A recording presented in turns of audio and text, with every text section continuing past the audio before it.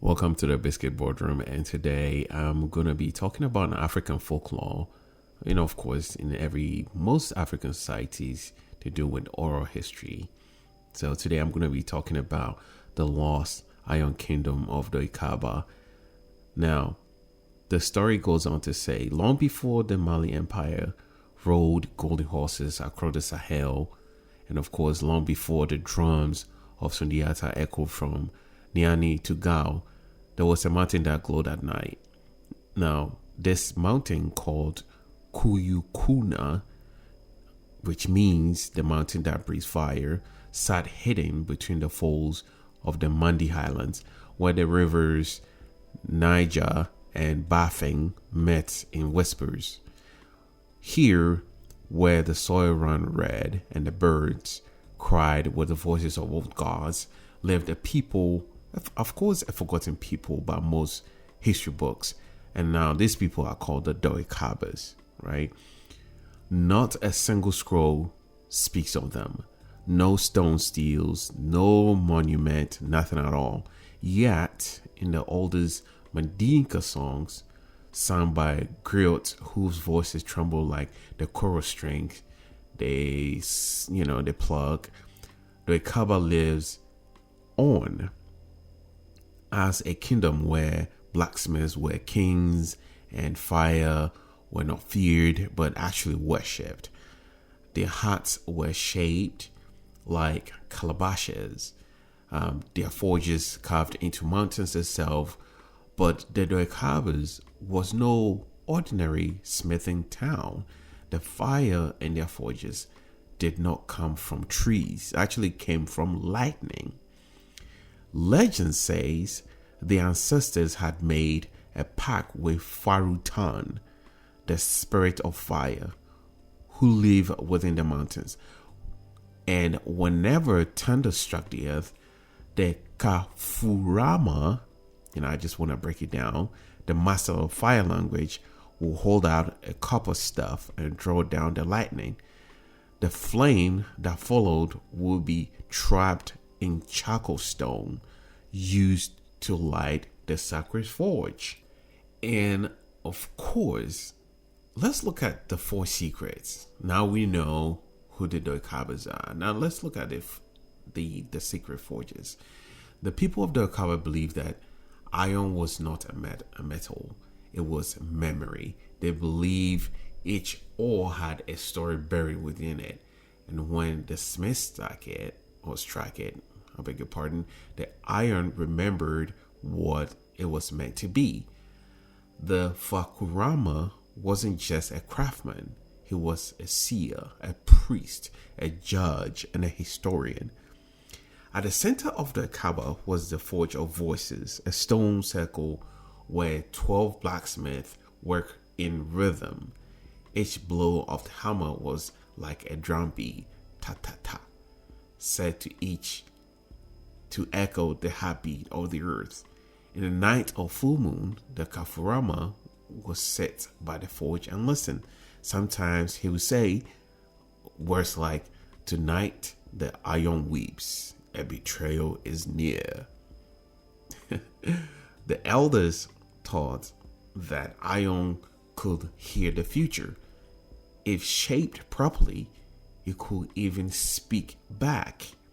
Now, among the many treasures they forged was the Dooy Nyele, the iron eye, the medallion that, kind of like hewed when the lies were told. It was hung around the neck of the Kafurama during disputes. No one will lie in his court, for the Dunyele will sink. That is an interesting one. Their weapons, too, were strange. Spears that, smeared in the moonlight, shield that didn't crack under war hammers, and small circular knives called kerofalu, used only by the guardians of the forge. It's quite interesting, going through all these stories, and I think I try to dive deeper into the stories and see how this would take me. The there was a young blacksmith named Mansa Kiada.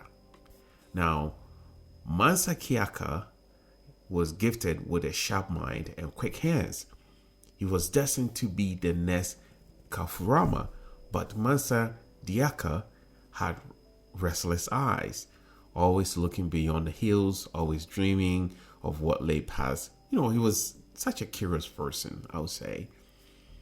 One day, a stranger arrived, a woman dressed in golden cloths, her eyes painted with kohl, her voice like the wind over dry leaves.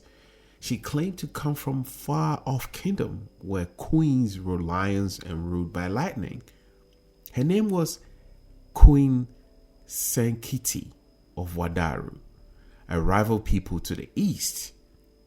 She had heard of the iron that could float, the medallion that could sink, and the fire that remembered.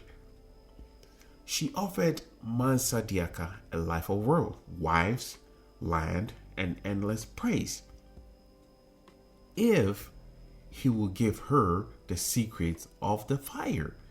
He resisted at first, but of course, temptation is like dry woods in Hamilton. Once the spark hits, it burns so quickly. Mansa Diaka betrayed the forged oath. He led his spies into the mountain, showed them how the lightning was caught, how the iron was spoken to, but he had made one fatal mistake. The forge did not obey those without roots. The spirit refused the hands of strangers. When Queen Senketi tried to replicate the process in her kingdom, the iron shattered, the fire turned cold. Furious, she summoned her royal shaman and cursed Dooy Kaba. I think it's getting interesting. Let the mountain swallow them. Let no iron sing again.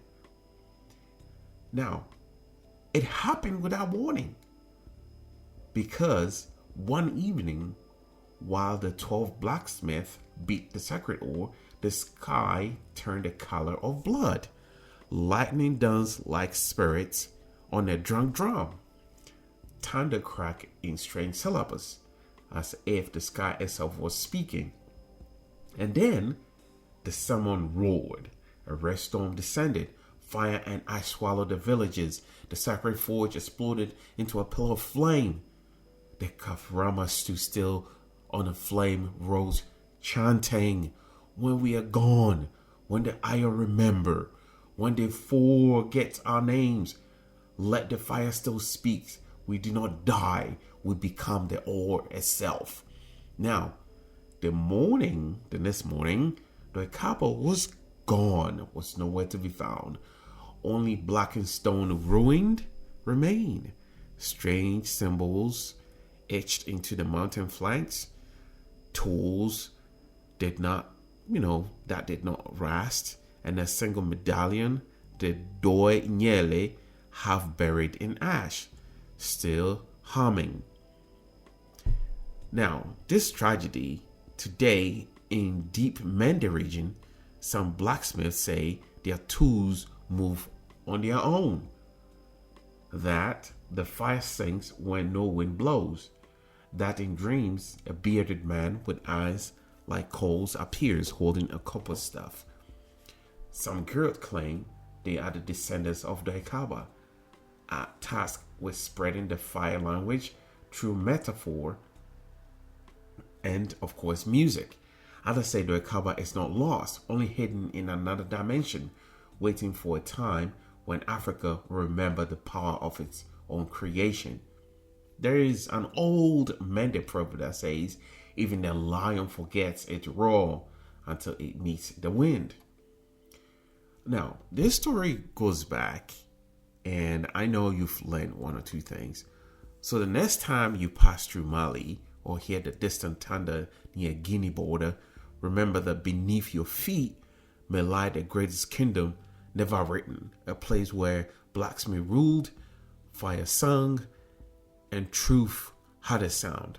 And if you ever hear hum in the iron you hold, don't be afraid. It may be the Dooy Kaba calling you home. Ladies and gentlemen, this is the Biscuit Boardroom, and thank you so much for listening.